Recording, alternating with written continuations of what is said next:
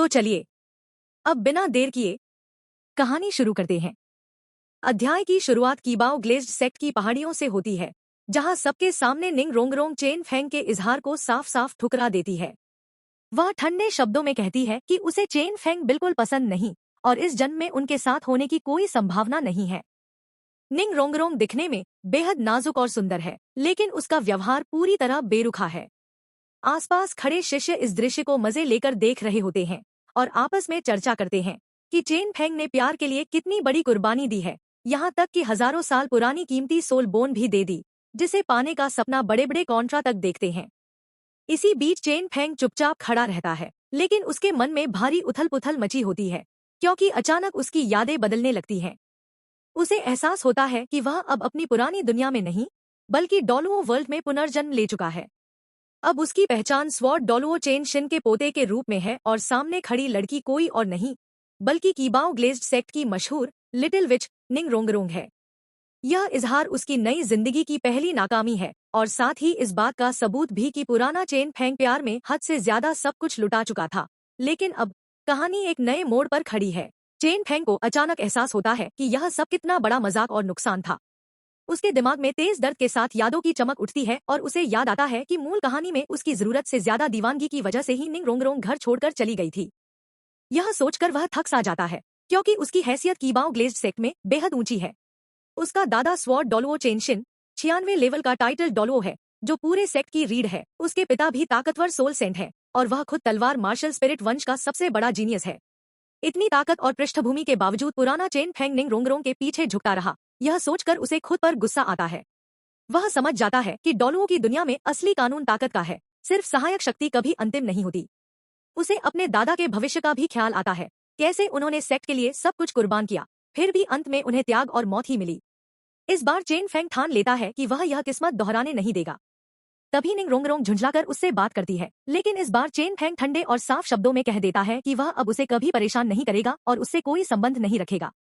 यह जवाब सुनकर निंग रोंगरोंग चौंक जाती है, क्योंकि जिस इंसान ने 100 बार इजहार किया था, वही आज इतनी आसानी से पीछे हट गया और यहीं से कहानी एक नए और खतरनाक मोड़ पर बढ़ने लगती है। चेन फेंग के ठंडे और सख्त शब्द सुनते ही निंग रोंगरोंग वहीं की वहीं सन्न रह जाती है।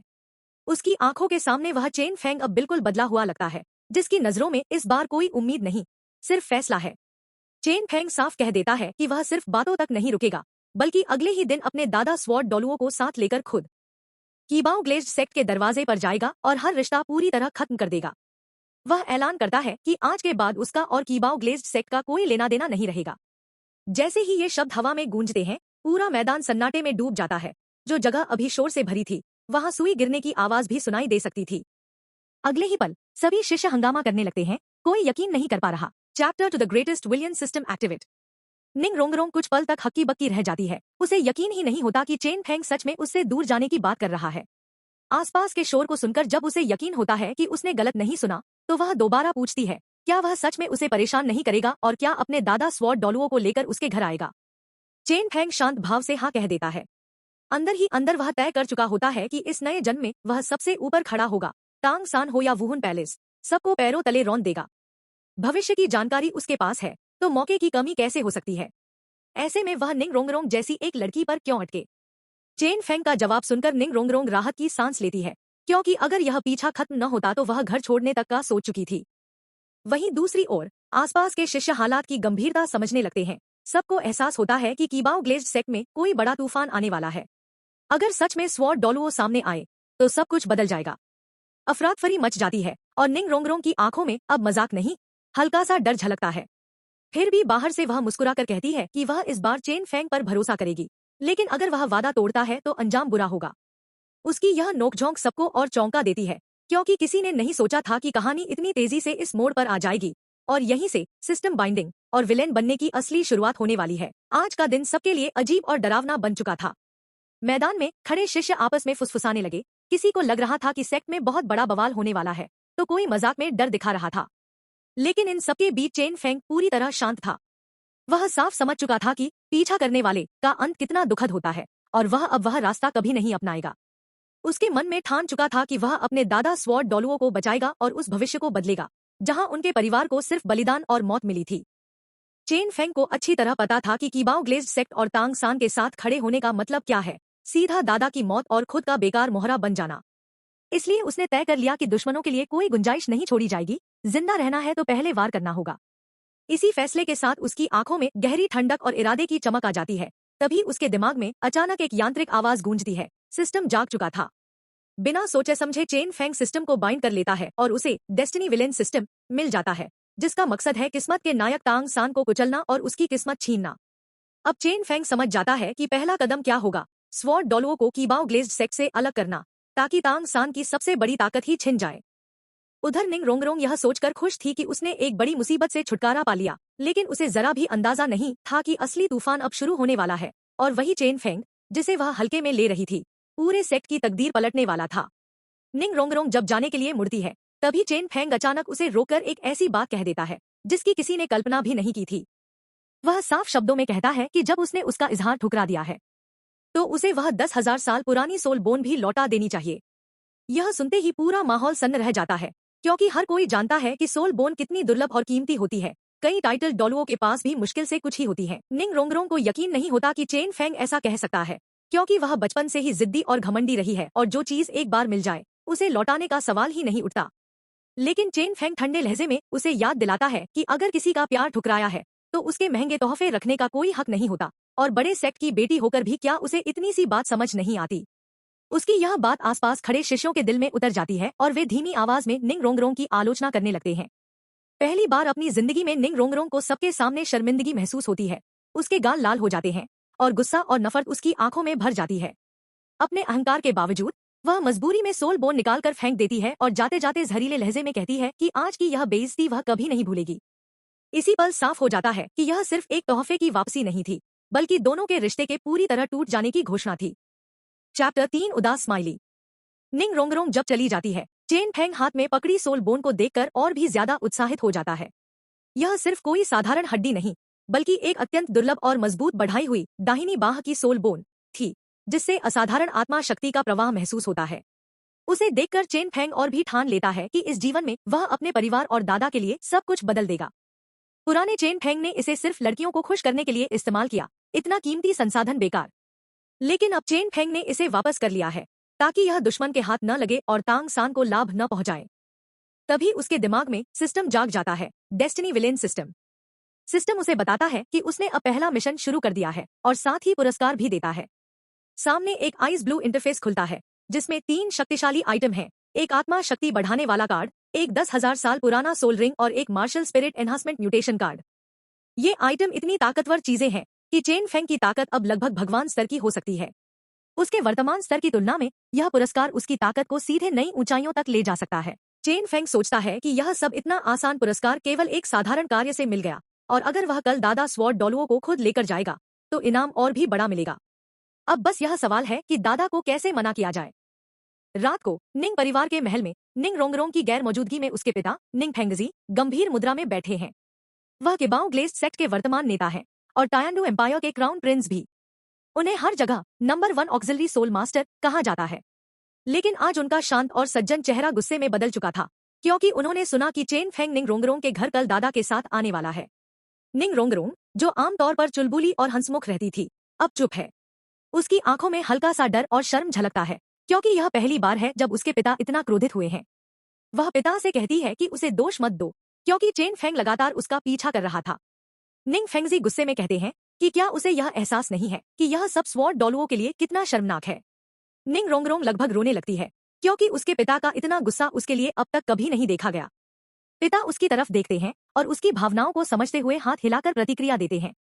इस अध्याय में साफ दिखता है कि अब चेन फेंग की योजनाएं और शक्ति के खेल पूरे सेक्ट की तकदीर बदलने वाले हैं, और निंग परिवार भी अब पहले से कहीं ज्यादा गंभीर मोड़ पर खड़ा है। निंग रोंगरोंग ने जल्दी से सिर हिलाया और मुस्कुरा दिया। अब उसके चेहरे पर न रोने का कोई संकेत था और न डर। निंग फेंगजी ने भी केवल सिर हिलाकर मुस्कुराया। उनका गुस्सा केवल यह समझाने के लिए था कि नियमों और अनुशासन को ध्यान में रखा जाए।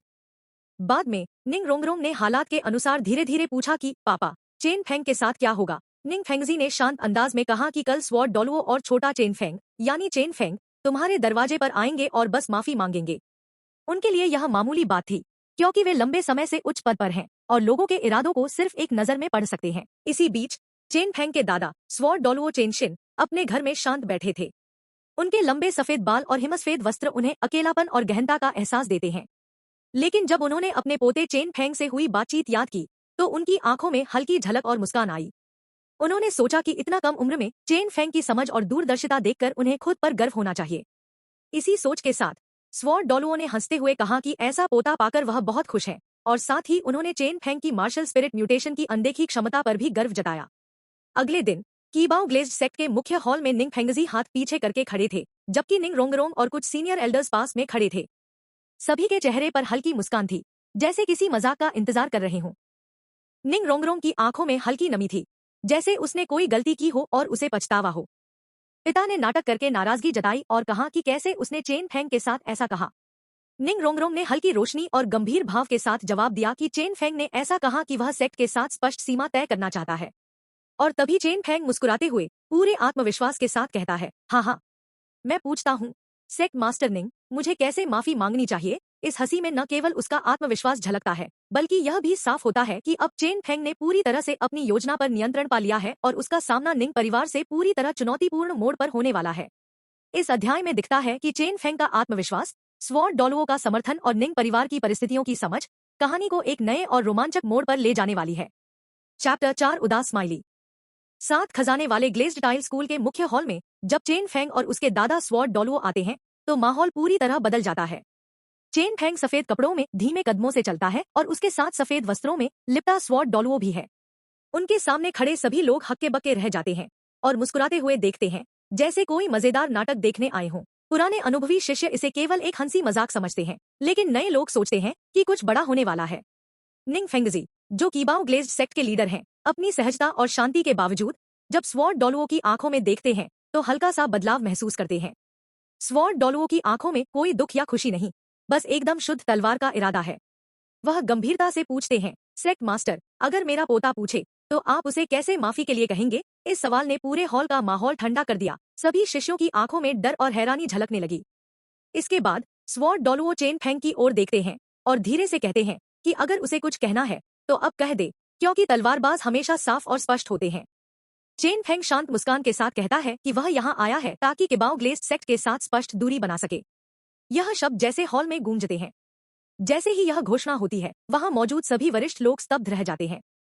कीबाओ ग्लेज्ड सेक्ट न केवल ताकत में शीर्ष 3 में है, बल्कि इसका आर्थिक सामर्थ्य भी सबसे मजबूत है। ऐसे में चेन फेंग का यह कदम, और वह भी स्वॉर्ड डोलुओ का पोता, सभी के लिए चौंकाने वाला था। निंग फेंगजी ने अपने पोते की बात सुनी और धीरे से कहा कि शायद चेन फेंग और रोंगरोंग के बीच कोई गलतफहमी हो गई है। उन्होंने दिखावा किया कि यह सिर्फ एक मामूली मामला है और निंग रोंगरोंग को चेन फेंग से माफी मांगने के लिए कहा। उनके चेहरे पर कोई गुस्सा नहीं था, लेकिन उनकी हर बात में रणनीति और दूरदर्शिता झलक रही थी। निंग रोंगरोंग, जो आमतौर पर मजाकिया और चुलबुली रहती थी, अब अपनी आंखों में नमी लिए खड़ी थी। वह सोच रही थी कि वह अपने दादा के पसंदीदा होने के बावजूद अब क्यों डांटी जा रही है। उसका मन घबराया हुआ था और वह सोच रही थी कि उसने ऐसा कुछ नहीं किया, फिर भी उसे दोषी ठहराया जा रहा है।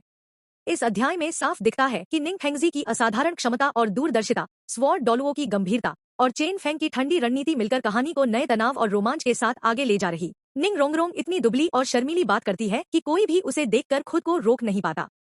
यह दृश्य देखकर चेनशिन, यानी स्वॉर्ड डोलुओ, थोड़ा असहज महसूस करते हैं। वह शांत होकर कहते हैं कि यह घटना पूरी तरह से रोंगरोंग की वजह से नहीं हुई, इसलिए उसे खुद को दोषी नहीं मानना चाहिए। इसके बावजूद स्वॉर्ड डोलुओ का ताओइस्ट दिल और भी दृढ़ हो गया है। वह अपनी ठान चुकी योजना में बदलाव नहीं करते। लेकिन इस दौरान माहौल और भी गंभीर हो जाता है। कोई नहीं सोच सकता था कि एक मजाक इस तरह गंभीर स्थिति में बदल जाएगा। निंग फेंगजी की आंखों में अब तीक्ष्णता आ गई है। उसे पता है कि अगर स्वॉर्ड डोलुओ सेक्ट छोड़ दे तो यह 7 ट्रेजेस ग्लेज्ड सेक्ट के लिए अभूतपूर्व झटका होगा। अपनी अनुभवशील निगाहों से वह आसानी से समझ सकता है कि स्वॉर्ड डोलुओ इस बार बिल्कुल गंभीर है। निंग फेंगजी गंभीर लहजे में चेन फेंग से कहते हैं कि क्या उसने कभी सोचा है कि सोल मास्टर की दुनिया उतनी आसान नहीं है जितना वह सोचता है। अगर सेक्ट छोड़ दिया तो मुख्य भूमि में उसका भविष्य कैसे होगा। युवा पीढ़ी में ताकतवर होने के बावजूद दुनिया में कई प्रतिभाएं हैं। उनके शब्द गंभीर और सच्चे लग रहे थे, जैसे वास्तव में दूसरों की भलाई की चिंता हो। इसके बाद अन्य वरिष्ठ सदस्य भी स्वॉर्ड डोलुओ को समझाने लगे कि जल्दबाजी में कोई फैसला न ले, संयम से काम ले। यदि उन्होंने छोड़ दिया तो प्रभाव बहुत बड़ा होगा। लेकिन स्वॉर्ड डोलुओ चुप रहते हैं और उनकी मुद्रा अब भी जैसे खुले तलवार की तरह सीधी और मजबूत है। तभी चेन फेंग जोर से हंसते हुए कहता है कि ताकत दूसरों पर निर्भर नहीं करती, बल्कि खुद पर। वह बेपरवाह और गर्वीले अंदाज में बोलता है। यह सुनकर सभी वरिष्ठ लोग नाराज हो जाते हैं और कहते हैं कि यह लड़के चेन फेंग की बोलती बंद कर दो, वह बहुत मुखर हो रहा है। निंग फेंगजी अब बीच में आते हैं और स्वॉर्ड डॉलुओ को समझाने की कोशिश करते हैं कि युवा पीढ़ी के शब्दों को सुनो, सब उसी उम्र से आए हैं, दुनिया में उतार चढ़ाव बहुत है। उनके अनुसार रोंगरोंग को माफी दे देना चाहिए और मामला यहीं खत्म कर देना चाहिए। उनका यह तरीका गाजर और छड़ी जैसी कुशल तकनीक है, पुराने अनुभव के साथ भावनाओं और तर्क को जोड़कर स्थिति को नियंत्रित करना। लेकिन इस बार निंग फेंगजी ने एक दुर्लभ भूल कर दी। उन्होंने चेन फेंग और स्वॉर्ड डॉलुओ की ठान चुकी रणनीति का अनुमान सही नहीं लगाया। इस अध्याय में दिखता है कि शक्तिशाली और चालाक नेताओं के बीच भी युवा और नए विचार कभी कभी पूरे खेल को बदल सकते हैं। चैप्टर 5-7 खजाने वाले ग्लेज्ड टाइल स्कूल के मुख्य हॉल में निंग फेंगजी अपनी अद्भुत योग्यता का प्रदर्शन करते हैं और फिर अपनी दृष्टि चेन फेंग पर केंद्रित कर देते हैं। उनकी नजर में जो दबाव है वह कई वयस्कों को भी हिला सकता है, लेकिन चेन फेंग के सामने यह कोई असर नहीं करता। उसका चेहरा शांत है और भीतर से वह हंसी रोक नहीं पा रहा। चेन फेंग निर्भीक होकर कहता है कि अगर निंग फेंगजी के पास यह शक्ति है तो उसे प्रिंस शुकिंगहे पर प्रयोग करना चाहिए, न कि उस पर। यह बोलकर वह सभी के सामने साहसिक और थोड़े अहंकारी अंदाज में खड़ा होता है। स्वॉर्ड डॉलुओ यानी चेन शिन अपने पोते की इस बहादुरी का समर्थन करता है, जिससे वहां मौजूद सभी बुजुर्ग स्तब्ध रह जाते हैं। चेन फेंग आगे कहता है कि वह अपने ही साथी युवाओं में अविजित है और उसे दुनिया की कठोरता से डरने की जरूरत नहीं। वह गर्व से घोषित करता है, 3 साल दो, फिर देखो कौन मुझसे बेहतर हो सकता है। यह बात सुनते ही हॉल में मौजूद सभी लोग चौंक जाते हैं। युवा लड़के लड़कियों का खून खौल उठता है। उन्हें अपनी श्रेष्ठता पर भरोसा है और इस चुनौती को स्वीकार करने का मन करता है। निंग रोंगरोंग, जो पहले चेन फेंग के सामने उसकी चुप्पी और नम्रता से परिचित थी, अब हैरान रह जाती है। यह वही चेन फेंग है जो पहले उसके सामने डरता था। उसकी आंखें चौड़ी हो जाती हैं और वह सोचती है कि यह अहंकारी रवैया अचानक कहां से आ गया। इसी बीच गु झान, जो बोन्स डॉलुओ गु रोंग का पोता है और अपनी म्यूटेटेड बोन ड्रैगन की ताकत के लिए जाना जाता है, चेन फेंग की चुनौती को स्वीकार करता है। वह हॉल के बीचों बीच आकर चेन फेंग को चुनौती देता है, कहता है कि उसके साथी युवाओं में कोई उसे दबा नहीं सकता और अब वह उसे दिखाएगा कि असली ताकत क्या होती है। इस अध्याय में यह साफ दिखता है कि चेन फेंग ने अपने डर को पीछे छोड़ दिया है, अपनी शक्ति और आत्मविश्वास के साथ सामने आया है और उसके अहंकारी लेकिन दृढ़ शब्दों ने पूरी युवा पीढ़ी और बुजुर्गों के दिल में हलचल पैदा कर दी है। हॉल का माहौल अब पूरी तरह बदल चुका है, अभिमान, चुनौती और उत्साह से भरा। हॉल में चेन फेंग और गु झान की आंखों में टकराव होने वाला था। गु झान अपने मन में सोच रहा था कि अगर वह चेन फेंग को हरा देता है तो न केवल वह अपनी काबिलियत साबित कर देगा, बल्कि निंग रोंगरोंग का भी दिल जीत सकता है। उसे लगता था कि रोंगरोंग जैसे खूबसूरत और प्रभावशाली लड़की को केवल वही पसंद कर सकता है जो करिश्मा और ताकत से भरा हो, न कि चेन फेंग जैसा जो नीच तरीकों से पीछा करता है। इसलिए गु झान पूरी तरह आत्मविश्वास से भरा था और हारने की कोई संभावना उसके दिमाग में नहीं थी। लेकिन चेन फेंग के लिए यह सब कुछ अहमियत नहीं रखता था। वह सोचता है कि आज वह यहाँ किसी जूनियर से लड़ने नहीं आया, वह यहाँ तो अपने रास्ते को तय करने आया है। उसका कहना था कि उसने पहले ही साबित कर दिया कि वह अपने साथियों में अविजित है और कोई जूनियर लड़ाई उसे आकर्षित नहीं कर सकता। गु झान थोड़ा हक्का बक्का रह जाता है। उसे विश्वास नहीं हो रहा कि चेन फेंग चुनौती को ठुकरा रहा है। धीरे धीरे गु झान अपनी इच्छा और गर्व के कारण कहता है कि अगर चेन फेंग उसे हरा देता है तो वह किबाओ ग्लेज्ड सेक्ट छोड़ देगा। यह सुनते ही वहां मौजूद सभी लोग दांतों तले उंगलियां दबा लेते हैं। बुजुर्ग गु रोंग भी सोच में पड़ जाता है। उसे समझ नहीं आता कि यह स्थिति कैसे बन गई। चेन फेंग थोड़ी दिलचस्पी दिखाता है और चुनौती स्वीकार कर लेता है। जैसे ही उसने हामी भरी, गु झान तुरंत हमला करता है। 3 सोल रिंग्स पीली, पीली और गहरी बैंगनी उजागर हो जाती है। आखिरी बैंगनी सोल रिंग बेहद शानदार और ध्यान आकर्षित करने वाली थी। उसकी शक्ति देखकर वहां मौजूद युवा और बुजुर्ग सभी हैरान रह जाते हैं। बैंगनी सोल रिंग से जुड़ा डेमोनिक ड्रैगन डांस की आत्मा कौशल के साथ गु झान का म्यूटेटेड बोन ड्रैगन हवा में एक भयंकर तूफान की तरह टूट पड़ता है। यह देखकर सभी को समझ में आता है कि यह जूनियर सोल मास्टर कितनी जबरदस्त ताकत को जारी कर सकता है। इस दृश्य ने पूरी हॉल में उत्साह और डर दोनों पैदा कर दिए। इस पूरे दृश्य में यह साफ दिखता है कि चेन फेंग की शांति और आत्मविश्वास के सामने गु झान की अहंकार और शक्ति भी चुनौतीपूर्ण रूप में सामने आती है। यह मुकाबला केवल ताकत की नहीं, बल्कि रणनीति, आत्मविश्वास और मानसिक दबाव का भी खेल बनने वाला है। गु झान की भयंकर ताकत और डेमोनिक ड्रैगन की ताबड़तोड़ आक्रमणों के बीच क्या चेन फेंग अपनी शांति, रणनीति और छुपी हुई ताकत से इस चुनौती का सामना कर पाएगा, या यह मुकाबला उसके लिए एक खतरनाक और अप्रत्याशित मोड़ लेकर आएगा? यह जानने के लिए चैनल सब्सक्राइब और वीडियो को लाइक करें और कमेंट में नेक्स्ट एपिसोड डालो। Thank you for watching.